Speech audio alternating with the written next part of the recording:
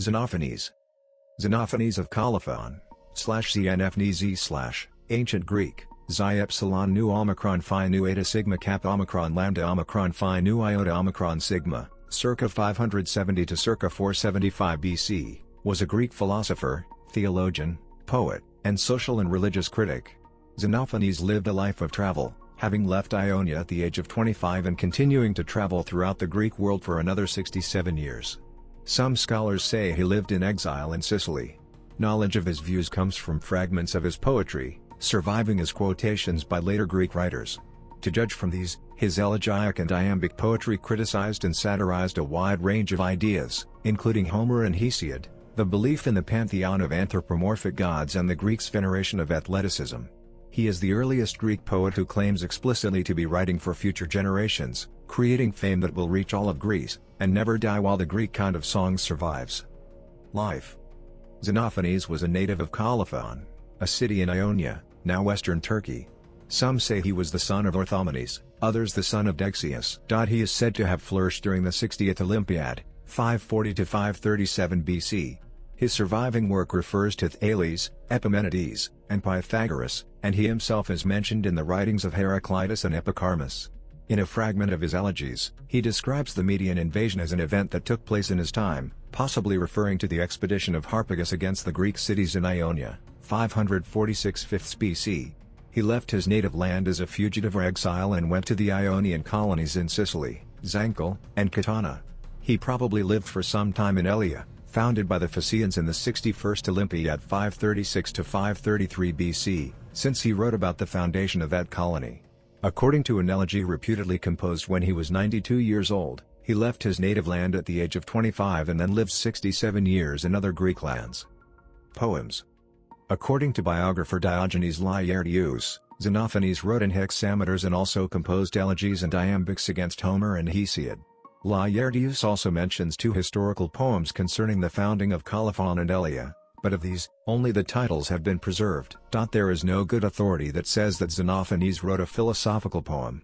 The Neoplatonist philosopher Simplicius writes that he had never met with the verses about the earth stretching infinitely downwards, Father 28, even though he had access to many philosophical works. Several of the philosophical fragments are derived from commentators on Homer. It is thus likely that the philosophical remarks of Xenophanes were expressed incidentally in his satires. The satires are called siloi by late writers, and this name may go back to Xenophanes himself, but it may originate in the fact that Timon of Phlius, the silographer, 3rd century BC, put much of his own satire upon philosophers into the mouth of Xenophanes. Theology. Xenophanes' surviving writings display a skepticism that became more commonly expressed during the 4th century BC. He satirized traditional religious views of his time as human projections.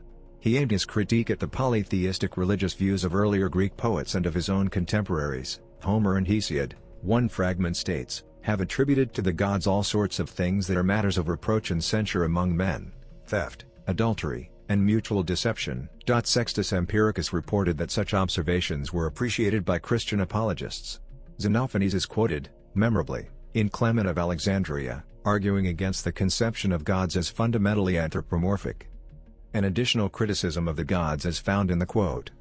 Other passages quoted by Clement of Alexandria that argue against the traditional Greek conception of gods include: regarding Xenophanes' theology, 5 key concepts about God can be formed. God is, beyond human morality, does not resemble human form, cannot die or be born, God is divine, thus eternal, no divine hierarchy exists, and God does not intervene in human affairs. While Xenophanes is rejecting Homeric theology, he is not questioning the presence of a divine entity, rather his philosophy is a critique on ancient Greek writers and their conception of divinity. Xenophanes espoused a belief that God is one, supreme among gods and men, and not like mortals in body or in mind. He maintained there was one greatest God. God is one eternal being, spherical in form, comprehending all things within himself, is the absolute mind and thought, therefore is intelligent, and moves all things, but bears no resemblance to human nature either in body or mind. He is considered by some to be a precursor to Parmenides and Spinoza. Because of his development of the concept of a one God greatest among gods and men that is abstract, universal, unchanging, immobile and always present, Xenophanes is often seen as one of the first monotheists. In the Western philosophy of religion, although the quotation that seems to point to Xenophanes' monotheism also refers to multiple gods who the supreme god is greater than. Physicist and philosopher Max Bernhard Weinstein specifically identified Xenophanes as one of the earliest pandeists. Metaphysics. Xenophanes wrote about two extremes predominating the world, wet and dry or water, delta omega rho, and earth, gamma. These two extreme states would alternate between one another, and with the alternation human life would become extinct, then regenerate, or vice versa depending on the dominant form. The idea of alternating states and human life perishing and coming back suggests he believed in the principle of causation, another distinguishing step that Xenophanes takes away from ancient philosophical traditions to ones based more on scientific observation. The argument can be considered a rebuke to Anaximenes' air theory. A detailed account of the wet and dry form theory is found in Hippolytus' refutation of all heresies.